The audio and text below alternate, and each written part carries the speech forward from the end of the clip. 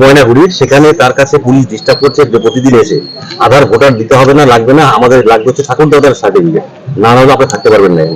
দেখুন, প্রথম কথা হচ্ছে তাকে সঠিক তথ্য জমা করতে হবে। যদি কোনো অসুবিধা হয় আমাদের সাংসদ বিধায়ক যারা এখানে আছেন তাদের সাথে যোগাযোগ করার জন্য আমরা বলেছি। আপনারা যোগাযোগ করুন, আপনাদের সমস্যার সমাধান করার দায়িত্ব হচ্ছে আমার। অনেকেই সোশ্যাল মিডিয়ার ভিডিও দেখে ভয় পাচ্ছে। সোশ্যাল মিডিয়ার ভিডিও দেখে ভয় পাবেন না। এই ভিডিওগুলো তৃণমূলের তৈরি করা, কারো নাম বাদ যাবে না। বাংলাদেশ থেকে যদি কোনো মুসলিম আসে তার নাম বাদ যাবে, তাকে বাংলাদেশে ফেরত যেতে হবে। কোনো হিন্দু, সে ভারতবাসী হোক বা বাংলাদেশ থেকে আসা হোক, স্পষ্ট বলে দিচ্ছি এই ছেলেটি হিন্দু ছেলে। আমি সেটাই বলছি, চিন্তার কোনো কারণ নেই। সে বাংলাদেশ থেকে যদি 14 সালের মধ্যে 31শে ডিসেম্বরের মধ্যে যদি আসে, তাকে আমরা সিএ এর মাধ্যমে নাগরিকত্ব দেব। বিজেপি তো কালিদাস নয়। বিজেপিকে ভোট দেয় কারা? বিজেপিকে ভোট দেয় যারা মাথায় টিপ পরে, গলায় কাঠের মালা পরে, তারা বিজেপিকে ভোট দেয়। বিজেপি কি কালিদাস যে নিজে গাছে বসে আছে সেই গাছটাই কাটবে? একজন হিন্দুর ভোট কাটা গেলে তো বিজেপির ভোট কাটা যাবে। অতএব চিন্তার কোনো কারণ। প্রত্যেকবার এসআইআর হলো হয়। আপনি তো সিনিয়র মানুষ, নিশ্চয়ই 2003-2-3-এ এসআইআর হয়েছিল, আপনি নিশ্চয়ই দেখেছেন বা মনে আছে। আমার মনে হচ্ছে মনে নেই, কারণ রাজনীতির সাথে আমি যুক্ত ছিলাম না। 2002-3-এ এসআইআর হতেই পশ্চিমবঙ্গে যখন সিপিএম ক্ষমতায়, তৃণমূল বিরোধী, 20 লক্ষের বেশি লোকের নাম বাদ গেছিল। তো মরে গেলে তার নাম তো বাদ যাবে। আপনি জান, আমি গ্যারান্টি দিচ্ছি, এই জেলার কোন একটি মুসলিম বুথ খুঁজে বের করুন, যে কোনো একটি, আপনি হাত দিয়ে, আমি সেখানে গিয়ে দেখিয়ে দেবো যে প্রত্যেকটা বুথে মৃত ব্যক্তিদের কারো নাম বাদ যায়নি। কারণ ওখানে বিজেপি এজেন্ট দিতে পারে না।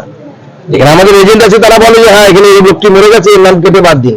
কিন্তু যেহেতু মুসলিম এলাকায় বিজেপি এজেন্ট দিতে পারে না, বিজেপির বুথ সভাপতি নেই, বিরোধী দল নেই, সেহেতু সেই বুথে কয়েকশো করে মুসলিম বুথগুলোতে মৃত ভোটার, শিফটেড ভোটার, শিফটেড মহারাষ্ট্রে চলে গেছে কাজ করতে, মহারাষ্ট্রে গিয়ে ভোটার কার্ড বানিয়ে নিয়েছে, তার নাম এখানেও আছে ওখানেও আছে। ও মহারাষ্ট্রে ভোট দিচ্ছে আর এখানে তার হয়ে তৃণমূল কংগ্রেস ভোট দিয়ে দিচ্ছে।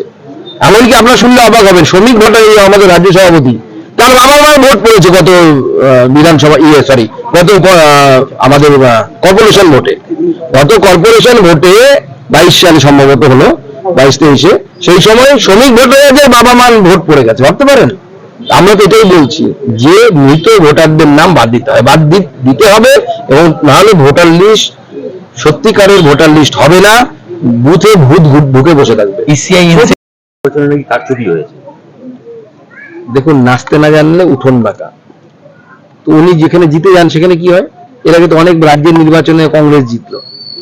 যেখানে হেরে যাবেন সেখানে বলবেন যে আমি মেশিন, কেউ উৎখাত মেশিন কেউ নিয়ে নিয়েছে, কেউ মেশিনে কারচুপি করেছে, ইভিএম এ কারচুপি, কোথাও ভোট হয়েছে, এই অভিযোগ দিয়ে কি, এবং কোনো সময় ভোটের সময় করে না, করে হচ্ছে ভোট পার হয়ে যাওয়ার পর। পশ্চিমবঙ্গে যেমন ভোট লুট হয়, আমরা ভোটের সময় বলে দিই যে অমুক জায়গায় লুট হয়েছে, তমুক জায়গায় মারামারি হয়েছে, তমুক জায়গায় সিসিটিভি বন্ধ করা ছিল। কংগ্রেস কোনদিন শুনেছেন যে ভোট হয়েছে এই সময় অভিযোগ করেছে? কোনো তো অভিযোগ করে না। ভোট পার হয়ে যখন রেজাল্ট চলে আসে তখন কংগ্রেস কি অভিযোগ করে? যে মোদি মেশিন হ্যাক করে নিয়েছে। মোদি মেশিন হ্যাক করে না, বিজেপি ইভিএম হ্যাক করে না, মানুষের মন হ্যাক করে। মন, গোটা ভারতবর্ষের মানুষ মোদিজিকে তৃতীয়বারের জন্য প্রধানমন্ত্রী বানিয়েছেন, আগামীবারেও